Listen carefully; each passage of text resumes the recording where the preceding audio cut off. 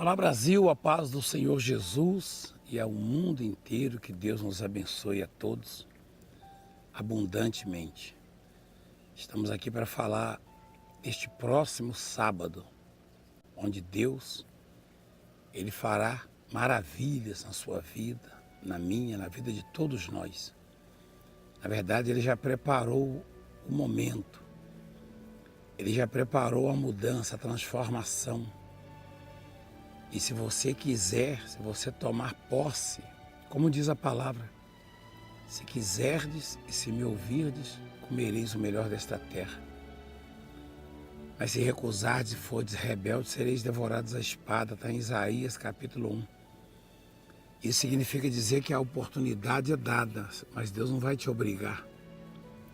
Deus te chama, Deus te mostra a saída, Deus se apresenta na sua vida e você vai ter oportunidade até o momento em que ela será tirada, ela será cortada. Então abraça essa oportunidade, agarra a oportunidade que Deus te dá. E neste sábado, a partir das 10 horas da manhã, a mega imposição de mãos. A partir de 10 da manhã, a mega imposição de mãos. E às 18 horas, o grande clamor da plenitude de Deus, da totalidade de Deus. Plenitude vem daquilo que é pleno, que é completo, que é cheio, para que Deus lhe dê saúde, prosperidade, paz e abra portas extraordinárias na sua vida. Ninguém pode impedir você de ser abençoado, de se apegar a Deus, de buscar a Deus. Ninguém pode impedir você de vencer, porque esta é a vontade de Deus. E saiba que nos momentos mais difíceis, na angústia, na solidão, na aflição, você olha à sua volta e não acha ninguém. Os amigos e às vezes até os parentes se afastam. Aliás, isso ocorreu com Jó, né? Você conhece a história de Jó, a aflição de Jó, tá? Os momentos em que Jó, ele realmente se sentiu no fundo do poço, no abismo, e ele desejava morrer. No capítulo 19, no versículo, a partir do versículo 14, ele diz assim: os meus parentes me desampararam e os meus conhecidos se esqueceram de mim. Olha só o que aconteceu com Jó. Os meus parentes me desampararam, os meus conhecidos se esqueceram de mim. O parente mais próximo de Jó, a pessoa mais importante, mais íntima de Jó, que era a esposa, se aborreceu tanto, tá? Com ele, com Deus, como se ele tivesse culpa do que estava passando. Ninguém sabia, né? A ignorância era tamanha. O próprio Jó não conhecia o mal, só conhecia o bem. Hoje nós conhecemos o bem e o mal, né? Jó não conhecia o mal não, só o bem. E a mulher também. Quando veio o mal, ele, Jó, pensava que vinha da parte de Deus. Só que o amor que ele tinha por Deus, o temor, o apego a Deus, a aliança que ele tinha com Deus era tão forte, que ele considerou assim: Deus me deu só o bem até hoje, pode me dar o mal também. Ele continua sendo meu Deus. Mas a mulher dele não pensou a mesma coisa. Ela acostumada só com o bem, só com prosperidade, só com alegria. Ela olhava, via as fazendas produzindo, o gado se multiplicando, os filhos, os netos vindo todos saudáveis, os banquetes, a fartura. De repente, eles se viram na miséria, na aflição, perderam os filhos.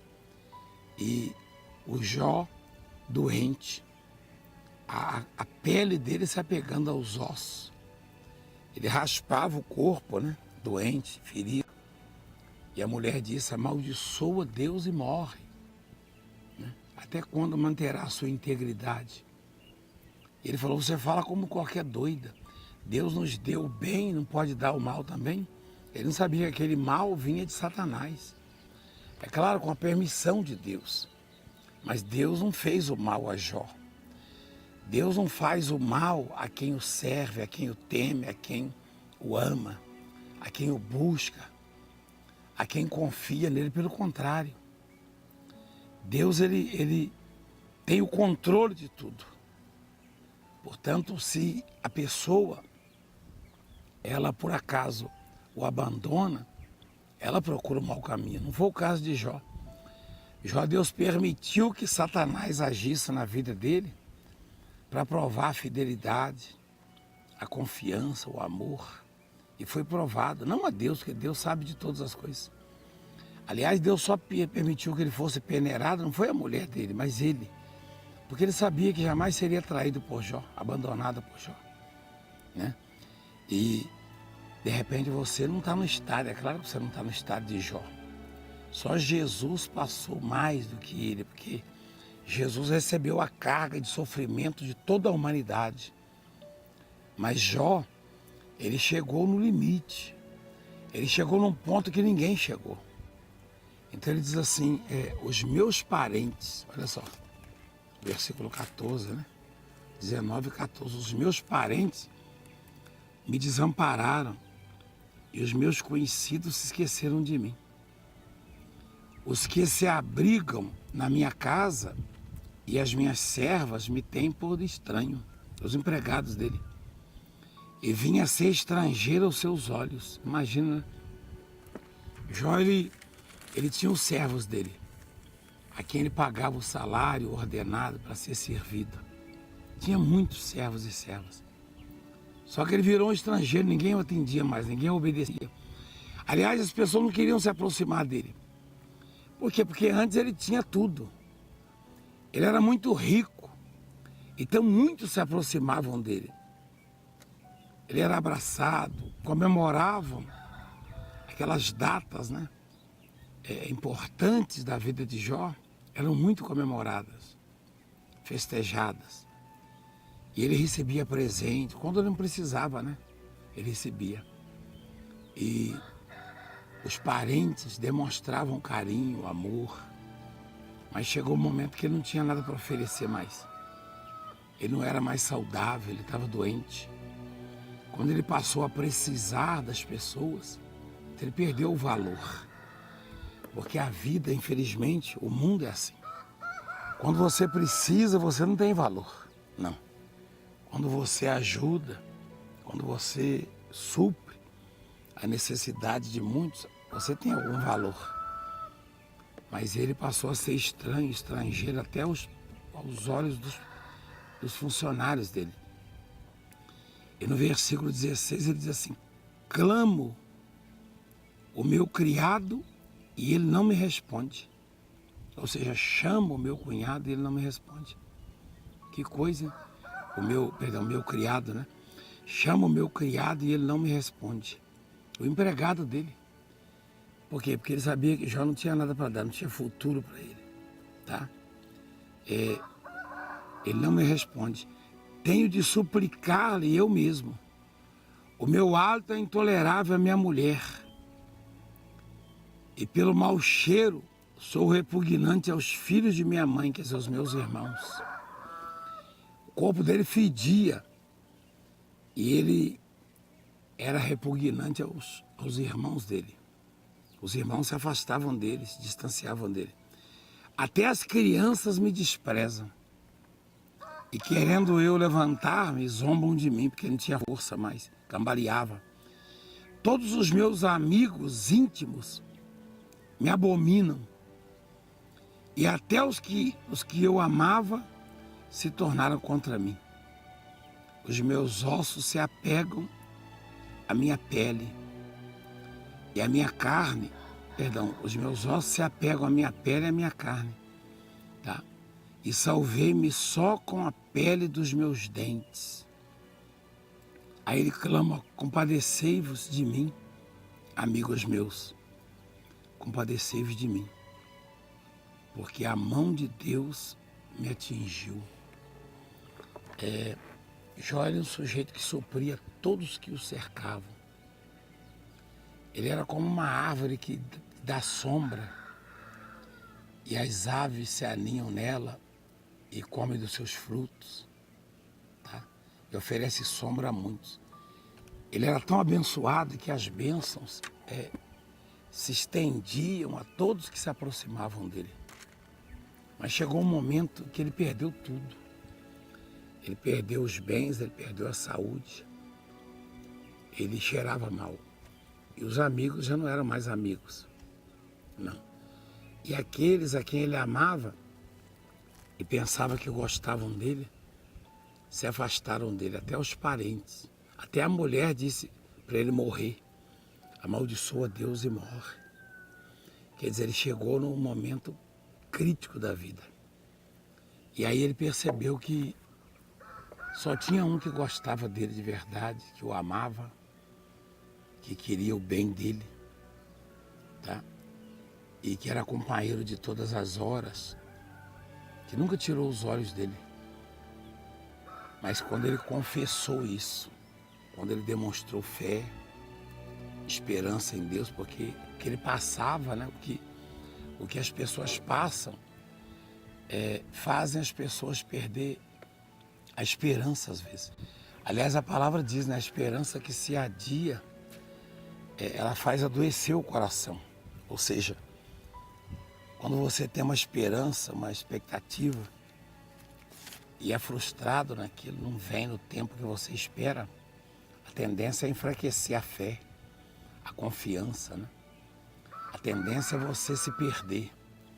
Por isso a palavra de Deus nos cativa, nos motiva, nos estimula. Por isso as manifestações do poder de Deus. E esse programa que entra aí na sua casa, no hospital, como eu e o Bispo Lopes, nós ouvimos uma história bonita de um casal de mais de 90 anos, é o seu Barbosa, né, o Bispo?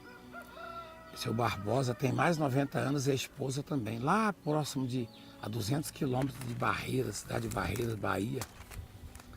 Eles encontraram alguém da igreja que nos falou que o casalzinho disse: o nosso companheiro aqui é o apóstolo na televisão, nós não temos como ir à igreja, não tem igreja por aqui, nós vivemos no mato. Tem mais de 90 anos o casal.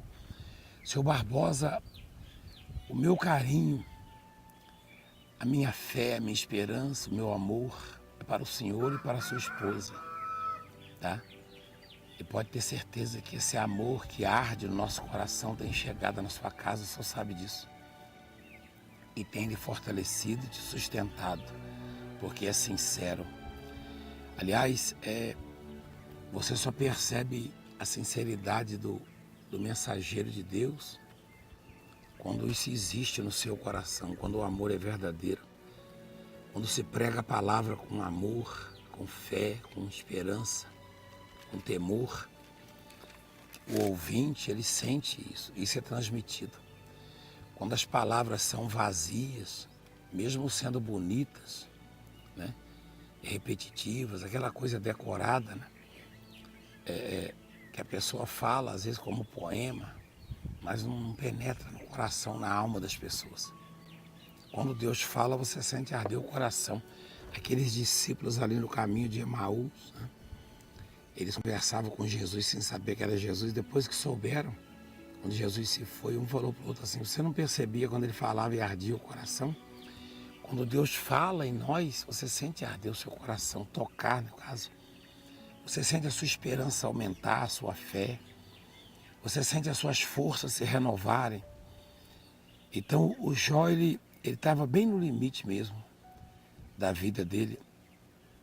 E ele disse: até as crianças zombam de mim. Até as crianças zombam de mim. E no versículo 23 ele diz assim: quem me dera fossem agora escritas as minhas palavras. Quem me dera fossem gravadas em livro, né? Que com penas de ferro e com chumbo para sempre fossem esculpidas na rocha. Você sabe por que ele queria que fossem registradas e que não se perdessem no tempo? Para que eu e você fôssemos alcançados e tocados por elas hoje. Que coisa extraordinária é isso. Que coisa grande, né? Que revelação. O sujeito na aflição, na angústia, na dor, no sofrimento, estava preocupado com aqueles que iriam vir depois dele. Esse é o legado que queremos deixar. Nós sabemos que não vamos viver para sempre aqui. Mas sabemos que parte ou na totalidade a obra que fizermos aqui, de alguma forma vai ser registrada, vai ser lembrada e vai trazer benefícios e mudanças de vida para você e para outros que vão ficar e para os nossos entes queridos.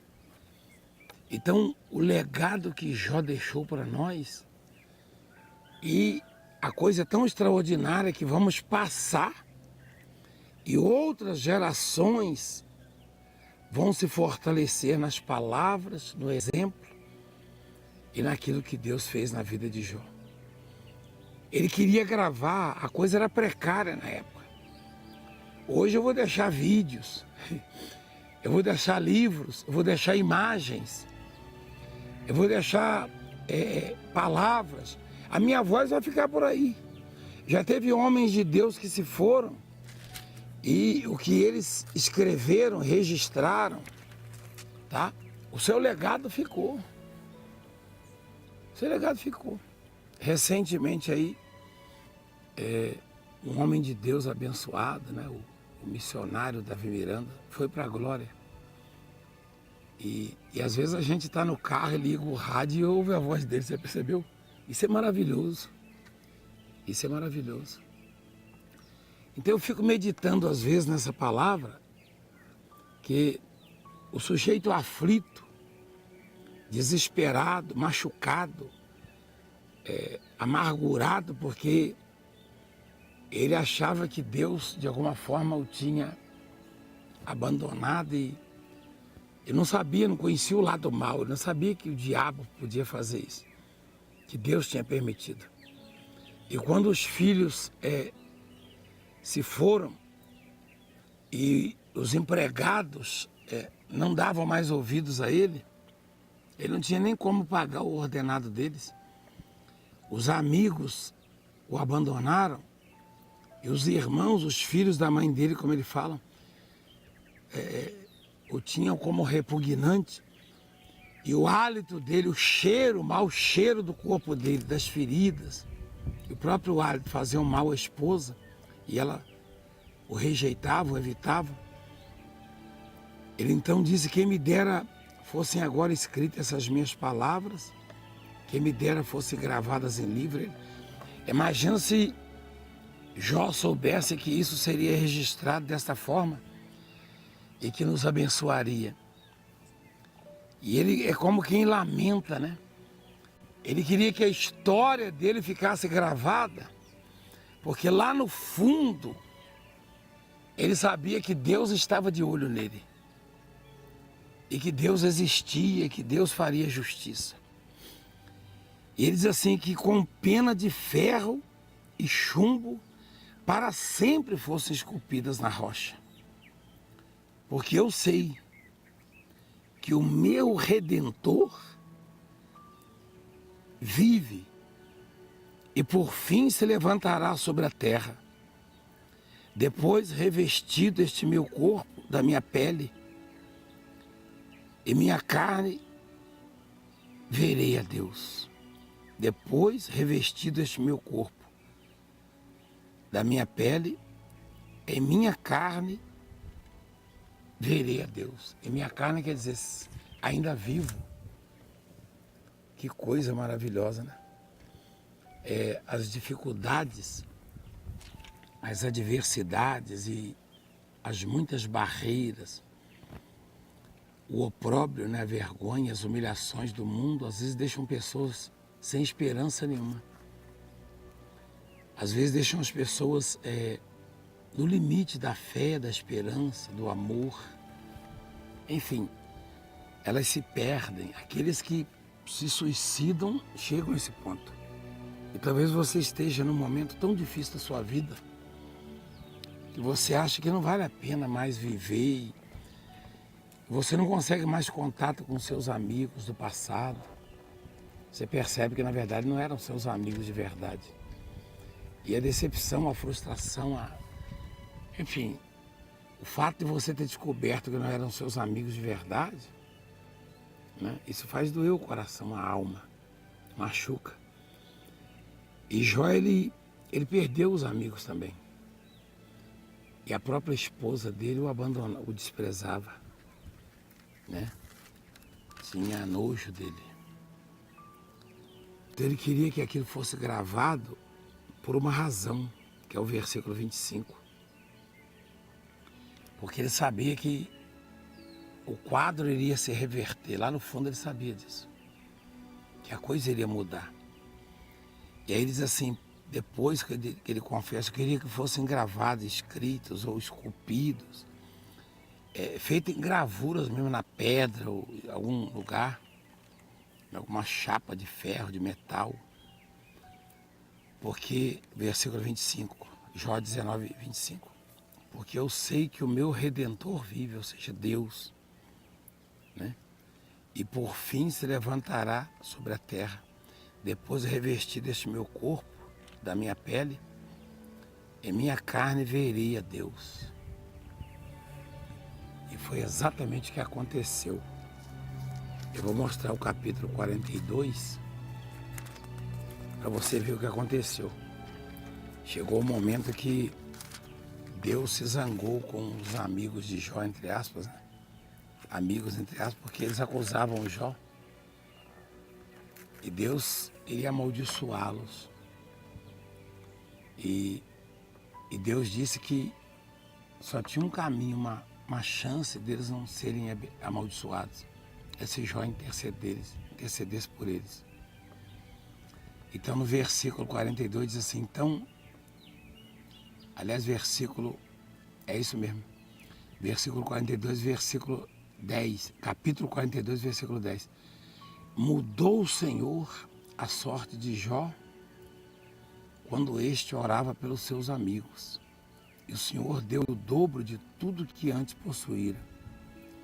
Então vieram a ele todos os seus irmãos, aqueles que o repugnavam, que o tinham abandonado.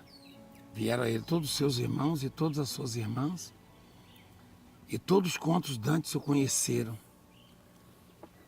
e comeram com ele em sua casa, e se condoeram com ele, quer dizer, já não precisava mais, né? E o consolaram de todo o mal que o Senhor lhe havia enviado, mas depois já não precisava mais. Cada um lhe deu dinheiro e um anel de ouro, também não precisava mais. Então, o que esse livro, o que esse texto nos traz de bom e nos ensina? Que quando nós não precisamos, recebemos presentes, recebemos consolo, conforto, companhias, e festejam e comemoram as nossas datas mais importantes. Mas quando precisamos, quando mais precisamos, quando estamos aflitos, endividados e às vezes doentes, quando estamos angustiados, que olhamos para os lados, às vezes até no horizonte, para ver se os amigos estão chegando e de alguma maneira trazendo alegria e boas notícias e abraço e músicas para nós, enfim, não os vemos. É só o Redentor, é só o que vive para sempre que está ali conosco, que nos consola, que nos conforta, que nos dá esperança. E Jó, ele, no limite dos seus recursos, até a mulher o desprezou. Mas quando Deus o atendeu, o respondeu, aí mudou a sorte dele.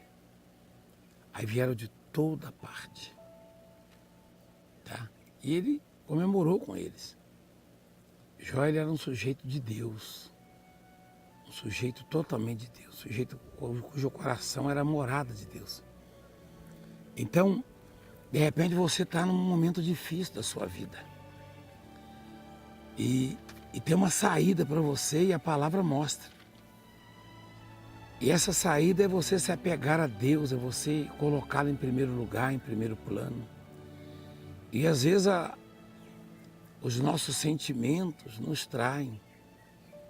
Ao invés de nos apegarmos a Deus e darmos todo o valor a Ele, importância, devida importância, colocamos muitas coisas como prioridade. Às vezes até chegamos a falar, não temos tempo para isso, não temos tempo para ir à igreja, não temos tempo para orar. Quando você estiver na angústia, no sofrimento, é Deus que vai te socorrer. É. Antes da sua mulher chegar na sua vida, Deus já existia na sua vida. Antes de você nascer, os seus pais só te conceberam, só te trouxeram ao mundo porque Deus permitiu, Deus já era na vida deles. Deus é antes de todas as coisas e antes de tudo. Os nossos amigos vieram depois de Deus.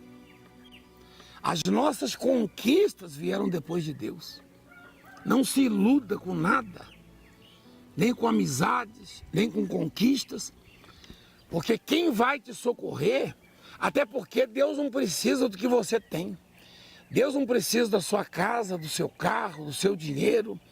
Deus não precisa do que você conquistou, da sua terra, dos seus amigos. Deus não precisa do que você possui.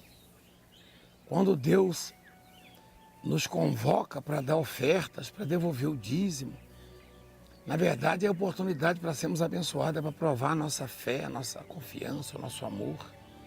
Deus não precisa de mim nem de nada que eu tenho. Não. E por não precisar de mim, e nem de nada que eu conquistei ou que eu vier a conquistar, isso significa dizer que se eu perder o que eu tenho, e também quando eu não tinha nada, Ele estava comigo.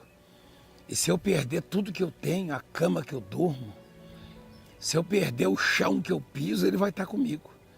Porque eu tenho valor para Ele. Eu represento algo para Ele.